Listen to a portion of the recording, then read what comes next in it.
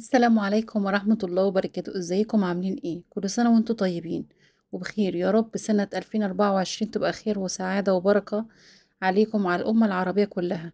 في فيديو النهاردة، بما ان النهاردة آخر يوم في السنة، سنة 2023، قلنا نعمل حاجة كده حلوة ونفرح بيها أولادنا بحاجات بسيطة بس هتفرق معاهم. بدل ما نخرج ونصرف كتير قلنا نعمل كيكة كده سهلة واقتصادية وهشة وجميلة كده، هوت شوكولات الكافيهات، وكله من مطبخنا من غير ما نصرف أي حاجة. ولو أول مرة تشوفوني متنسوش تحطوا اللايك وتشتركوا في القناة وتفعلوا زر الجرس عشان يوصلكم كل جديد اللي احنا بنقدمه. أول حاجة كده هنجهز الخلاط وهنحط فيه 3 بيضات بس. لو كان البيض بتاعك كبير شوية حط بيضتين بس. احنا قلنا كيكة اقتصادية وموفرة، مش عايزين نصرف حاجات كتير. وهنحط كده كوباية سكر، وهنحط فانيليا. والفانيليا اللي بنستخدمها الفانيليا بالبرتقال، بجد بتفرق في لون وطعم الكيكة جدا يعني. بس كده وهنبدأ نضربهم. أول ما يفتحوا معايا هنزل كده بكوباية لبن، بس يكون لبن دافي. وهنزل بكوباية زيت يكون لونه فاتح كده عشان خاطر ما يأثرش معايا في ريحة الكيكة. وبكده تكون المكونات السائلة كلها جاهزة. أجهز المكونات الجافة، أحط كوبايتين ونص دقيق بس هنخلهم، دقيق مخصص للكيك أو متعدد الاستخدامات.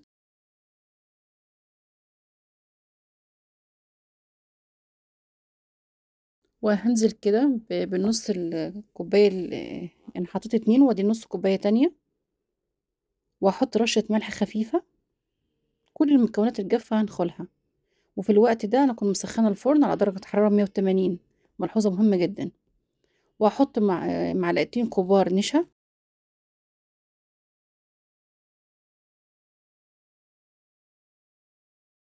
وظرف كامل بيكنج باودر.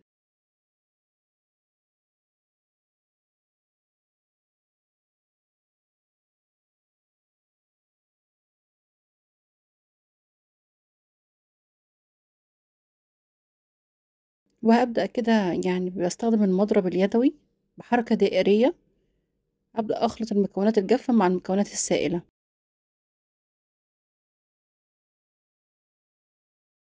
وهضيف معلقة خل كبيرة، هتفرق خالص إنها تخلي الكيكة هشة خالص ولونها حلو من جوه، يكون لونها فاتح.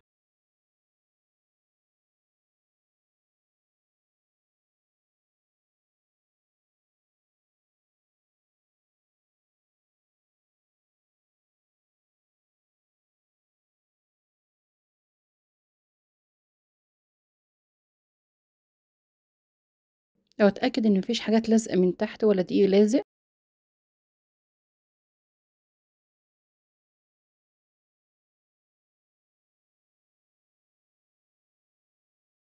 هجيب صينية ألمونيا بمقاس 26، وأدهنها كده زيت بالفرشة.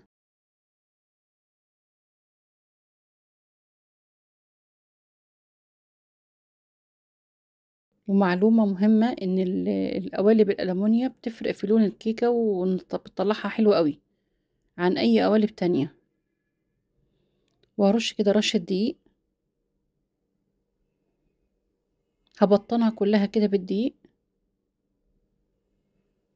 عشان خاطر ما تلزقش معايا.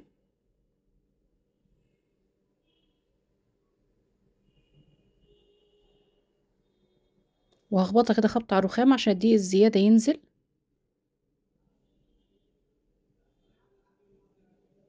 وهنزل الكيكة كلها في الصينية.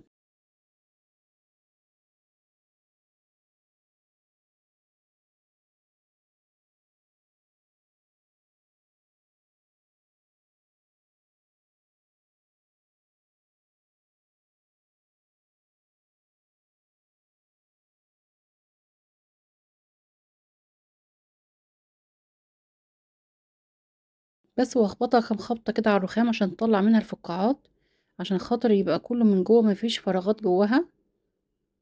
وادخلها في الفرن على درجة حرارة 180 في في الرف الأوسط. هتاخد معايا حوالي نص ساعة، بس مفتحش عليها خالص.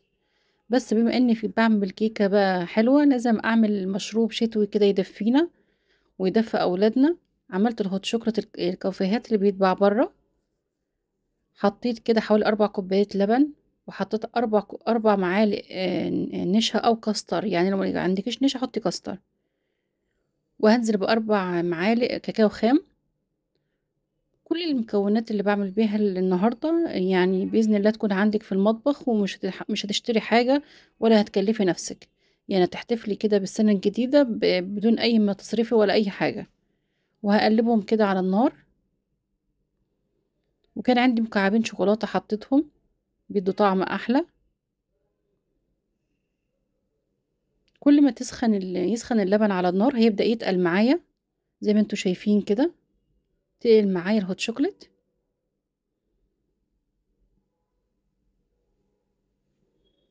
وبالنسبة للسكر يعني ده على حسب رغبتِك أنتِ، تحبيه بسكر زيادة أو متوسط أو مش عايزاه بسكر خالص. كده الكيكة طلعت من الفرن زي ما أنتم شايفين لونها دهبي ويجنن، واختبرتها بالخلة. بس كده هاعمل شوية كريمة كده للوش، حطيت كوباية يعني كريم شانتيه خام، ونص كوباية سكر بودر، وحطيت نص كوباية لبن مسلّك، وخلطتهم كده بالمضرب الكهربائي.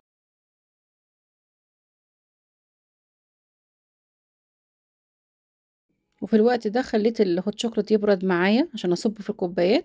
جهّزته كده في الكوبايات وحطيته في كوبايات التقديم.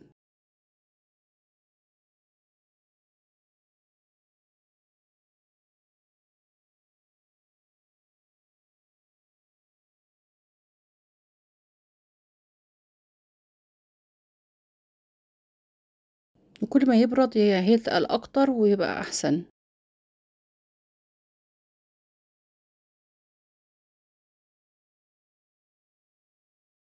بس كده هازيّن الوش بالكريمة.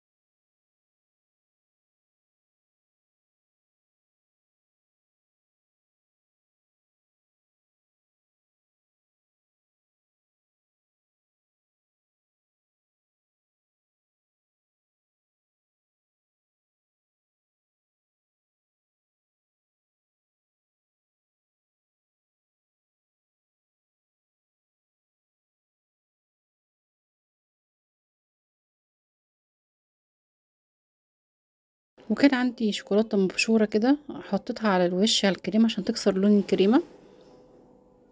وبس يا جماعة بحاجات بسيطة جدًا يعني عملنا حاجات فخمة وجميلة وقيّمة، بدل ما أطلع برّه وأصرف 300 و400 جنيه، لأ أنا ممكن أعمل حاجات حلوة في البيت بمكونات بسيطة جدًا.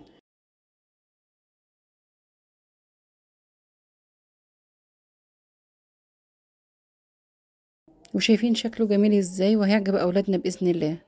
وهنقطّع الكيكة بقى بعد ما بردت شوية، شايفين لونها دهبي إزاي وحلو أوي إزاي يا جماعة، ولونها فاتح جدًا من جوّه وهشة جدًا، يعني كانت طرية جدًا معايا زي ما أنتم شايفين كده.